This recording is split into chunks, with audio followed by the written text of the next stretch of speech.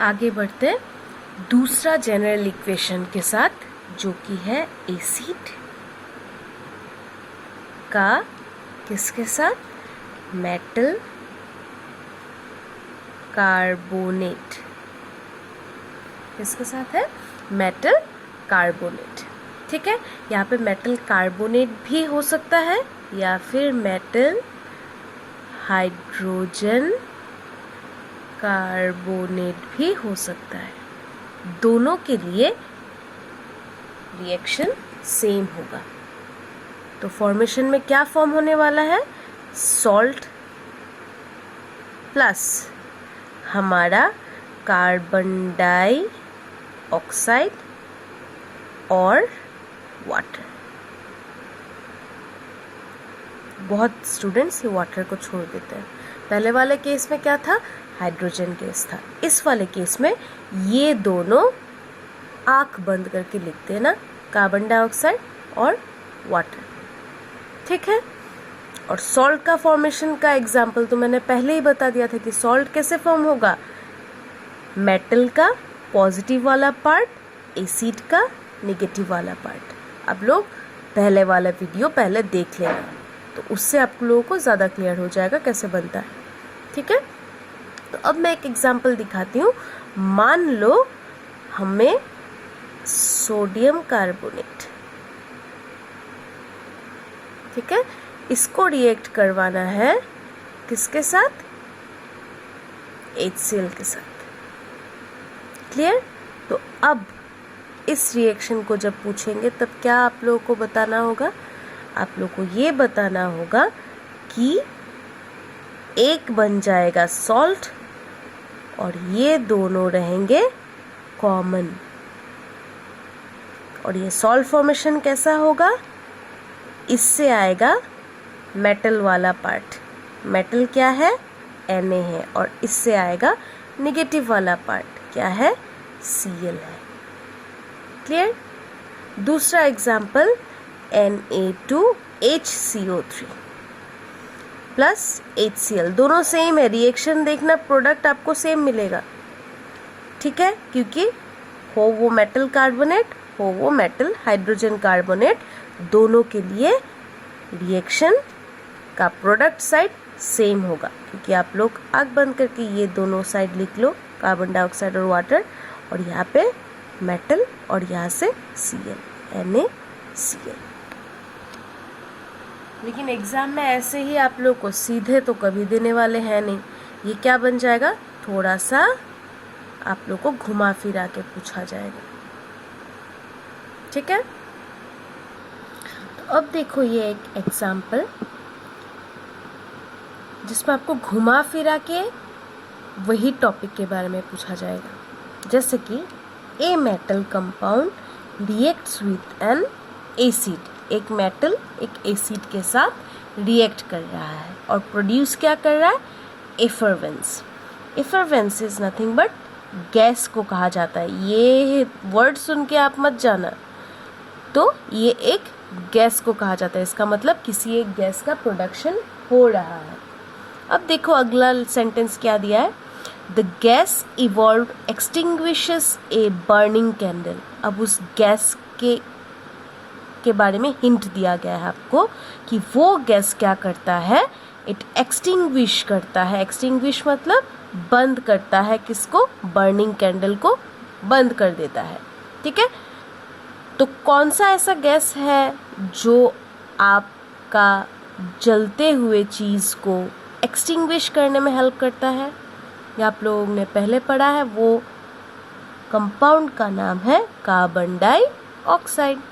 अब देखो पूछा गया है कि एक बैलेंस्ड केमिकल इक्वेशन लिखो, किसके लिए, जो रिएक्शन यहाँ पे बना है। और एक चीज़ इंफॉर्मेशन दिया है कि if one compound formed is calcium chloride, इसका मतलब CaCl2 फॉर्म है, एक मेटल एक आपका Cl पार्ट। ठीक है, तो एज ए होल ये क्या है, एक सॉल्ट है। तो कई सारे इंफॉर्मेशन आपको मिल गए हैं। एक तो बता रहा है कि रिएक्टेंट साइड में कार्बन डाइऑक्साइड गैस फॉर्म हो रहा है, दूसरा बता रहा है कि एक सॉल्ट फॉर्म हुआ है, और तीसरा आपको बता रहा है कि मेटल का रिएक्शन हुआ है किसी एसिड के साथ। अब मेटल का रिएक्शन किसी एसिड के साथ होने पे कार्बन डाइऑक्साइड कब फॉर्म करेगा? जब वो मेटल किसी मेटल कार्बोनेट के साथ रिएक्ट करता है, जब वो एसिड किसी मेटल कार्बोनेट के साथ रिएक्ट कर रहा है कि नहीं? तभी तो कार्बन डाइऑक्साइड हमने फॉर्म करते हुए देखा है ना। तो कार्बन डाइऑक्साइड आपको ये क्लू दे रहा है, ये हिंट दे रहा है कि उस एसिड का रिएक्शन किसी मेटल कार्बोनेट के साथ हुआ है और जिसके वजह से आपको सॉल्ट मिल रहा है। तो आप लोगों को रिएक्शन का जनरल रिएक्शन जो मैंने बताया था वो क्या बताया था? मेटल कार्बोनेट जब एसिड के साथ रिएक्ट करता है तब वो सॉल्ट, कार्बन डाइऑक्साइड और थर्ड प्रोडक्ट कौन सा होता है? और वाटर फॉर्म करता है। इससे आप लोगों को मैंने पूरा का पूरा हिंट दे दिया है। आप लोग मुझे इसका reaction along with balanced chemical equation आप मुझे बताओगे। अब इसी क्वेश्चन में अगर आपको कह दिया जाता कि the gas evolve turns the lime water milky, lime water को मिल्की भी एक गैस करता है और उस गैस का नाम है कार्बन डाइऑक्साइड। ऐसा भी दिया जा सकता है कि the gas evolve Burns with popping sound, तब क्या हो जाता? ये कार्बन डाइऑक्साइड रहता? नहीं, तब ये H2 हो जाता, हाइड्रोजन गैस हो जाता। तो इस तरीके से आप लोग जितना पढ़ोगे, जितना आप लोग रिएक्शंस देखोगे, आप लोग को इसके बारे में हिंट्स मिलता जाएगा। ठीक है, तो ये इसका आंसर मुझे चाहिए। क्लियर है इतना तक? अब इस चैप्टर का लास्ट जनरल इक्वेशन आप देख लो जो मैं इस वीडियो में पढ़ाऊंगी, वो है एसिड का डायरेक्ट बेस के साथ मुकाबला।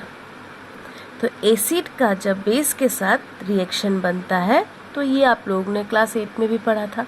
उस रिएक्शन का नाम क्या है?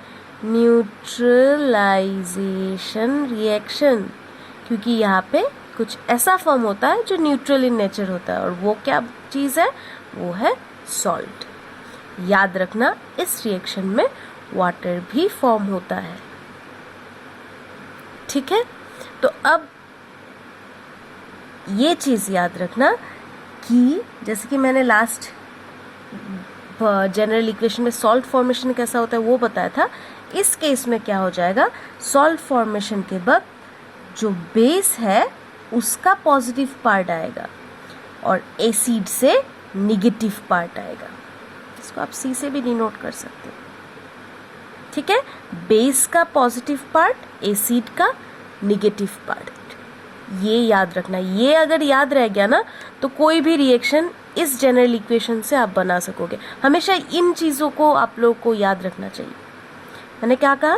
बेस का पॉजिटिव पार्ट, एसिड का निगेटिव पार्ट। एग्जाम्पल देख लो, मान लो HCl को हमने सोडियम हाइड्रोक्साइड के साथ रिएक्शन करवाया। अब वाटर तो फॉर्म होना ही है, सॉल्ट कैसे फॉर्म होगा? ये रहा एसिड, ये रहा बेस। बेस का कौन सा पार्ट जाएगा? बेस का पॉजिटिव पार्ट, इसका मतलब Na।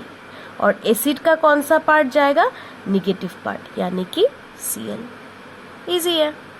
तो इसी तरीके से आपको हर जनरल इक्वेशन का 5-5 केमिकल रिएक्शन बैलेंस्ड तरीके से आपको मुझे होमवर्क करके सबमिट करना है।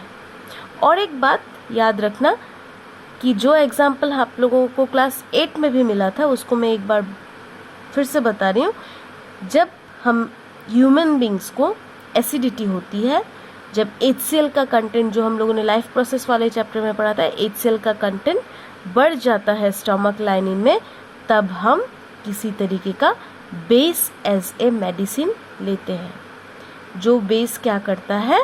न्यूट्रलाइज करके सॉल्ट बना देता है और उस बेस को हम लोग एंटासिड्स भी बोलते हैं। क्लियर?